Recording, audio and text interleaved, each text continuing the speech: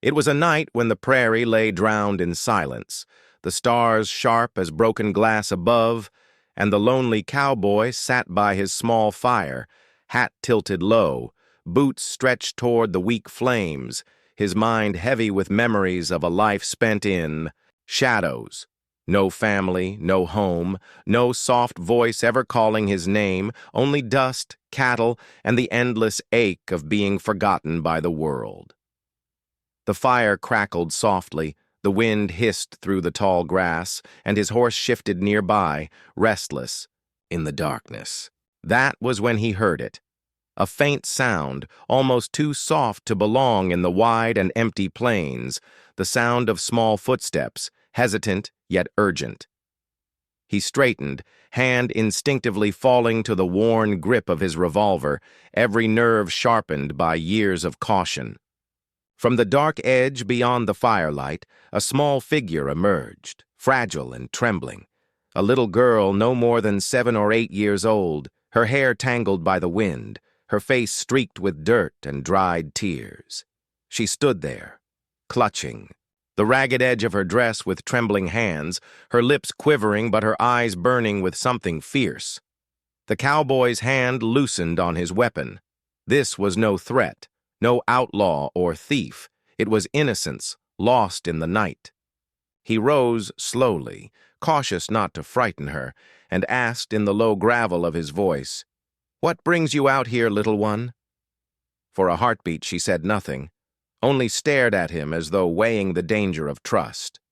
Then she took one step closer, the firelight catching the sheen of her tears, and she whispered words that cut deeper into the cowboy's heart than any blade ever could.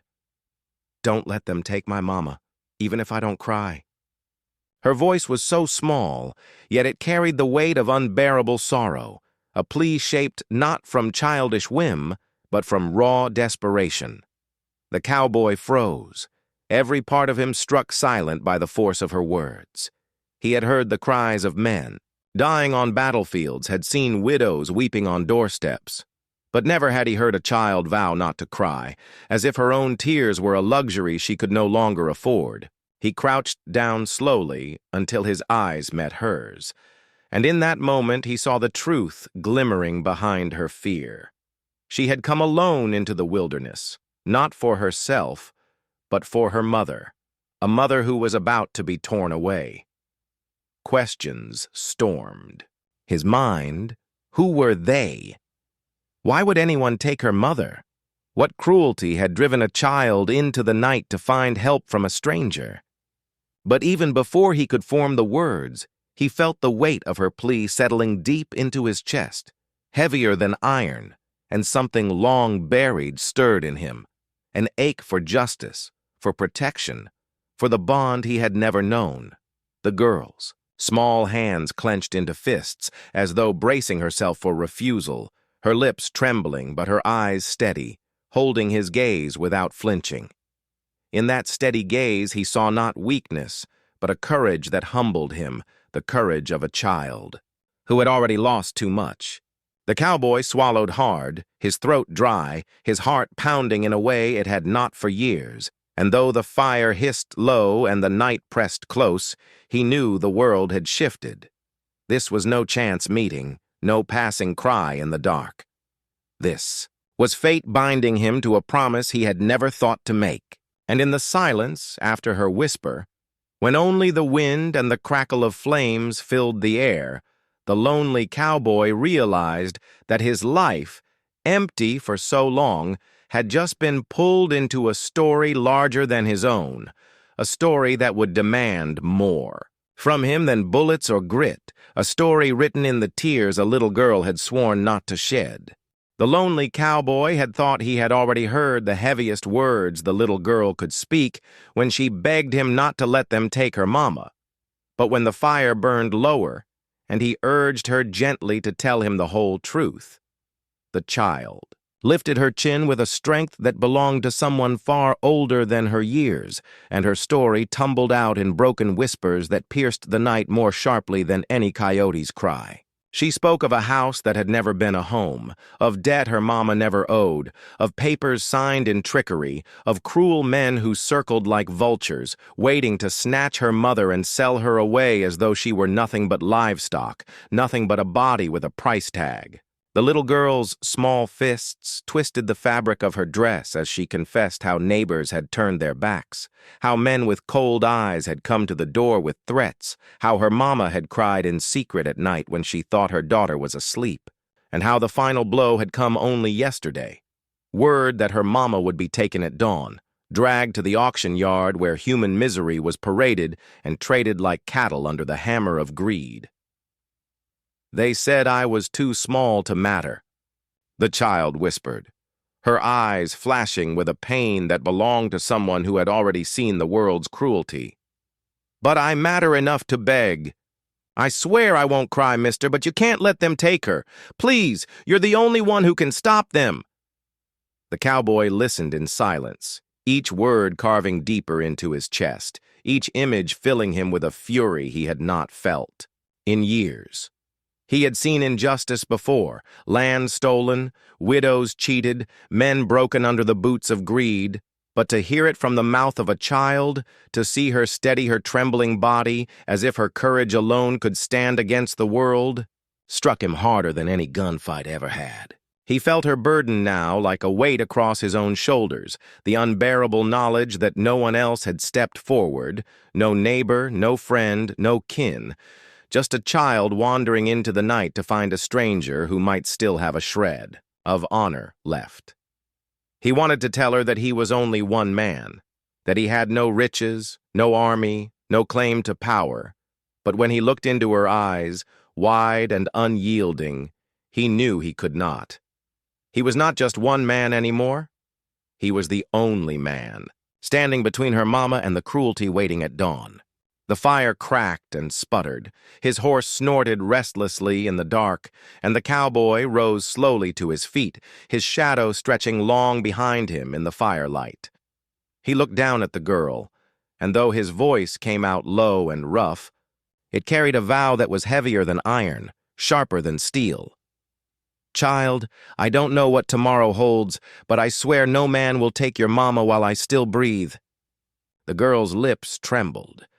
But just as she had promised, she did not cry. Instead, she stepped forward and took his weathered hand in her small one, and for the first time in years, the cowboy felt the touch of trust, fragile and fierce, binding him to a fight he had not chosen, but could no longer walk away from. The burden was no longer hers alone, it was his now, too, and together they stood in the flickering firelight, two souls bound by a promise that would set the coming dawn ablaze. The cowboy sat alone with the night pressing down on him, the last flickers of firelight painting shifting shadows across his face, his weathered hands resting on his knees while his thoughts tore at him harder than any outlaw ever had, because, for the first time in years, he wasn't thinking about cattle, about long trails, about his own survival in a world that never cared whether he breathed or not. No.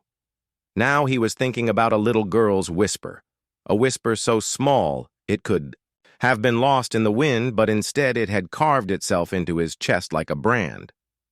Don't let them take my mama, even if I don't cry. Those words wouldn't leave him. They echoed with every crackle of the dying fire, with every sigh of the restless horse tied nearby, with every beat of his tired heart.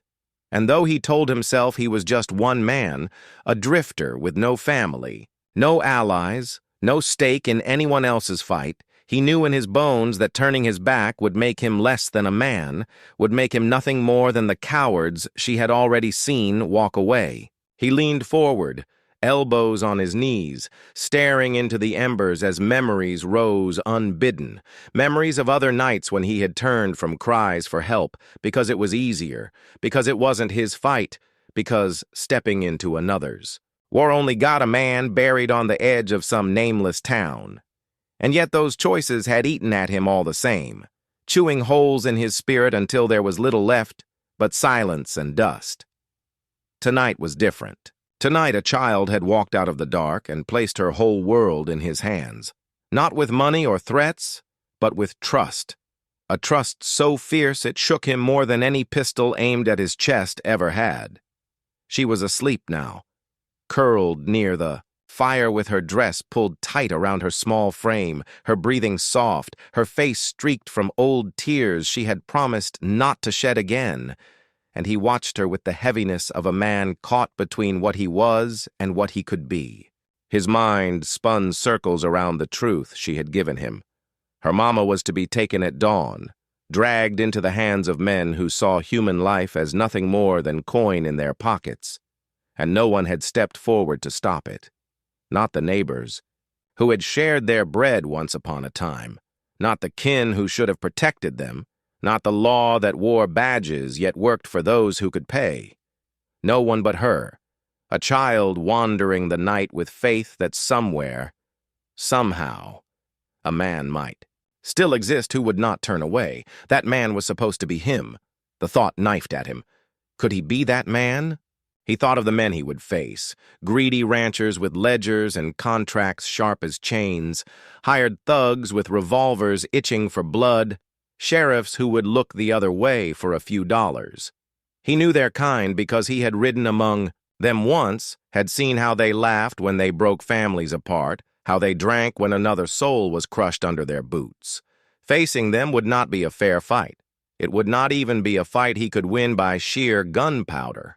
It would mean walking straight into the lion's den with nothing but his grit and his name. His hand drifted to the revolver at his side, feeling the weight of it like an old friend, reliable but not invincible, and then to the rifle propped against his bedroll, cold steel that had spoken many times in his defense, but had never yet been asked to speak for justice. He checked each weapon with care, the click of the chamber echoing in the night, not because he believed bullets alone could save the girl's mama, but because holding steel reminded him that he was not powerless, not entirely. Still, doubt slithered in his mind, whispering that one man could not fight an army, that he would only join the long list of the broken, that by dawn the girl would watch not only her mother taken, but her last hope shot dead in the dust. He clenched his jaw, shut his eyes against the whisper, and forced himself to breathe deep, listening to the night. The coyotes in the distance, the hush of the grass bending in the wind, the small hitch of the girl's breath as she dreamed. He realized then that his dilemma was not between action and inaction, but between who he had been and who he could become. He could keep riding the way he always had, silent, unseen, untouched by anyone's sorrow, or he could stand now, even if it cost him everything, and give that child proof that honor was not yet dead in the world. The fire sputtered low, the stars began to fade, and the horizon bled with the first gray light of morning, and still he sat, wrestling with himself, until the weight in his chest became unbearable. Slowly he rose, stretching his weary frame, and walked to where the girl slept. He crouched, watching her face in the dim light, seeing not just a child, but the strength she carried, the way she had spoken her plea without begging for herself, but for another, the way she had sworn to bear her pain in silence if only her mama could be spared. That strength deserved more than the cowardice of men who turned away. He reached out, not to shake her, not to wake her yet, but to adjust the blanket around her shoulders, and in that simple gesture he felt something in him shift, the loneliness he had carried for years cracking open to make space for something. He hadn't dared believe in purpose. He stood again, strapped on his gun belt, checked the rifle once more, and then looked out toward the east where the sky was beginning to pale. Dawn would bring the men. Dawn would bring the chains. Dawn would bring the test of whether he was a man of dust or a man of steel. His horse pawed the earth as if sensing the storm coming, and he ran a calming hand along its neck, whispering low, steady words, more to himself than to the animal. When at last the girl stirred, rubbing the sleep from her eyes, blinking against the dim light, he met her gaze. For a moment he saw fear flash there, fear that maybe he had changed his mind, that maybe her whisper had not been enough, but he shook his head slowly, firmly, and though his voice came out low and rough, it carried more weight than any sermon. "We ride at dawn, little one. I can't promise it'll be easy. I can't promise I'll come back whole. But I swear on my name, on every mile I've ever ridden, they won't take your mama while I still draw breath." Her lips trembled, her small fists tightened, and, though tears shimmered in her eyes just as they had before, none fell, because she had promised him, promised herself, that she would not cry. Instead, she gave him a single nod, tiny but fierce, and in that nod he felt the strength of an army, a strength that filled the hollow spaces in his chest and steeled him for the battle ahead. Together they began to pack the meager camp, the cowboy moving with quiet precision, the girl mimicking his movements with a determination that tugged at his heart. He lifted her onto the horse first, settling her small frame into the saddle with care, then swung up behind her, the rifle slung. Across his back, his revolver heavy at his side. The horizon was no longer gray, but streaked with fire, the sun climbing to bear witness to what would come, and as the first true light of day spilled across the land, the cowboy urged his horse forward, carrying with him not just a child and a vow, but the weight of a world that would finally see what happened when a lonely man chose to fight not for himself, but for someone who believed he could. The trail ahead was uncertain, the enemies many, the odds nearly impossible. But his dilemma was gone, burned away by the fire in the girl's eyes and the vow in his own heart. He was no longer asking whether he could win. He was only asking how far he was willing to go, how much blood he was willing to spill, to make sure that when the sun set again, a little girl would still have her mama's arms around her.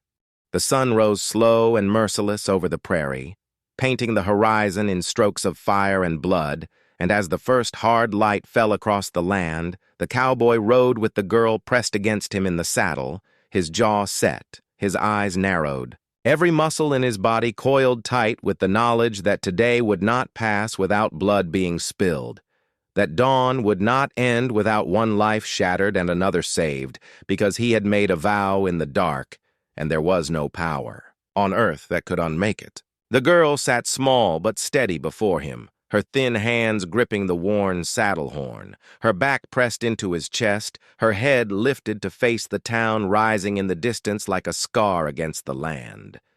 And though he could feel the faint tremor in her body, he could also feel her strength, the stubborn courage that had kept her from crying even when the world had torn her hope to pieces. The closer they rode, the clearer the sound of hammers and voices became, the creak of wagons, the bark of orders, and soon the sight of the auction yard sprawled before them, rough wooden pens like cages, a platform raised high for the selling, of flesh and labor, and a crowd already gathering, their faces hungry for misery dressed as business, the cowboy's hand clenched on the reins, his other brushing the revolver at his side, and in his mind he counted every possible path in and out, every shadow that could conceal an ambush, every gun that might be turned against him.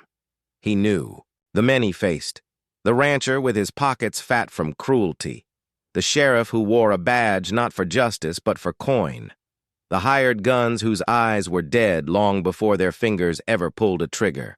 He had seen their kind before, had turned away before, but this morning there would be no turning. He guided the horse to the edge of the crowd, dismounted with a slow precision that drew a few curious stares, then lifted the girl down, his hand steady on her shoulder, his body already shifting to stand between her and the world. He could hear voices sharp and cruel cutting through the murmur of the crowd. And then he saw her, the girl's mama, a woman with wrists bound in rope, her hair tangled, her face pale but proud, standing on the platform while men with whips barked her price as though she were a mule. The girl gasped, a sound that ripped from her chest like a wound, but true to her word, no tears followed, only a trembling breath and eyes that burned with fire as she pressed closer to the cowboy, whispering only, "There she is. Don't let them take her." The cowboy's chest tightened, his throat thick, and in that instant all his doubt, All his fear, all his hesitation was stripped away, leaving only a raw and unbreakable purpose. He pushed forward, his boots thudding against the dry earth, the crowd parting slightly as the weight of his presence carved a path, his shadow stretching long in the morning light. Men turned, their eyes narrowing, their hands drifting toward their guns, but he did not falter, his steps slow and deliberate, his gaze locked on the platform where the girl's mama stood with her chin lifted, dignity in her silence, though. Chains hung heavy from her wrists. The rancher saw him first, a thick man with a face red from drink and arrogance, his voice booming as he sneered, "What's this? Another drifter come to buy what he can't afford?" Laughter rippled through the crowd, sharp and cruel, but the cowboy did not answer, did not slow, until he stood at the very foot of the platform. The sheriff, badge glinting like a lie in the sun, stepped forward with a smirk, one hand resting, lazy on his pistol as he drawled, "You got business here, stranger? Or just a death wish?"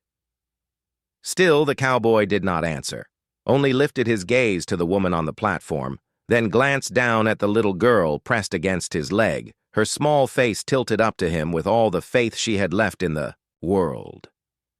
That look was enough. His voice, when it came, was low and steady, cutting through the noise like the draw of a blade. "She's not for sale." Silence fell, sharp and heavy, broken only by the snort of a horse, the creak of leather, the crack of tension spreading like wildfire. The rancher's face turned purple, his jowls quivering with rage as he spat, "Every soul's got a price, boy, and hers has already been paid." The crowd murmured, shifting, eager for blood, and the sheriff's smirk widened as he drawled, "Best walk away, cowboy. Ain't no law on your side today." The cowboy's hand hovered near his revolver, his body loose but coiled, his eyes cold as stone.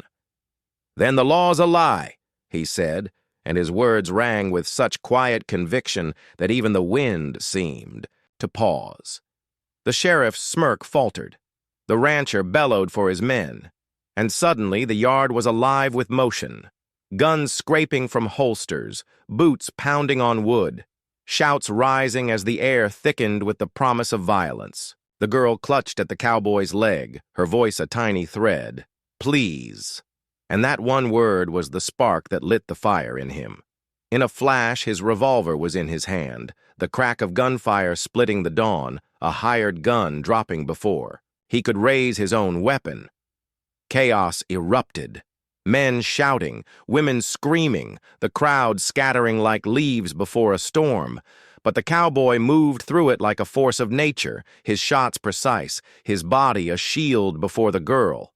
Every motion honed by years of survival, but now driven by something fiercer than survival, driven by a promise. Bullets sang past him, biting wood, splintering the platform. But he pressed forward, his eyes never leaving the woman still bound, still standing tall despite the storm around her. The sheriff cursed, firing wild, but the cowboy's return shot took the star from his chest and dropped him into the dust where his lies belonged. The rancher, blustering, tried to hide behind his men, barking orders as though money could shield him. But greed makes a man slow, and when his bulk tried to climb from the platform, the cowboy's rifle roared and silence swallowed his voice forever. Still the fight raged, thugs lunging with blades, gunmen taking cover, the air thick with smoke and dust. But the cowboy did not falter, his body burning with the fire of one who has already chosen death if that's what it takes. At last, he reached the platform, holstering his pistol long enough to seize the ropes binding the woman's wrists, his knife flashing as he cut them free. For the first time, her eyes met his, wide with disbelief, with gratitude, with a fierce light that matched her daughter's, and she whispered, "Why?" His answer was simple, rough with smoke and blood. "Because she asked me." The girl scrambled forward then, her cry breaking at last, not of sorrow but of joy as she threw herself into her mother's arms, the chains falling away, the embrace fierce enough to shatter the morning. The cowboy turned, revolver raised once. More. daring any man to come between them. And though the smoke still curled in the air, though bodies still stirred in the dust, none found the courage to step forward. The crowd had seen enough. The tide had turned. One man had stood, and in his stand he had broken the spell of greed, shown that not every soul could be bought, not every promise crushed. The remaining thugs slunk back, their eyes down, their guns suddenly heavy in their hands, and the silence that followed was thicker than the gunpowder haze. The cowboy lowered his weapon slowly, his breath ragged, his body aching, but his spirit unbroken. He looked once more at the girl and her mother, their faces pressed together, their tears mingling, and for the first time in years he felt the weight inside him lift, replaced by something fierce and clean: redemption. The sun climbed higher, burning away the last shadows of night, and in its light the cowboy knew his road would never be the same. He had been a man alone, a man without purpose, but today he had found both in the whisper of a child and the embrace of a mother saved. And as the dust settled around them, as the crowd dispersed with whispers of the stranger who defied them all, the cowboy simply touched the brim of his hat, turned to his horse, and with the girl's small hand clutching his, once more walked into the dawn of a world forever changed.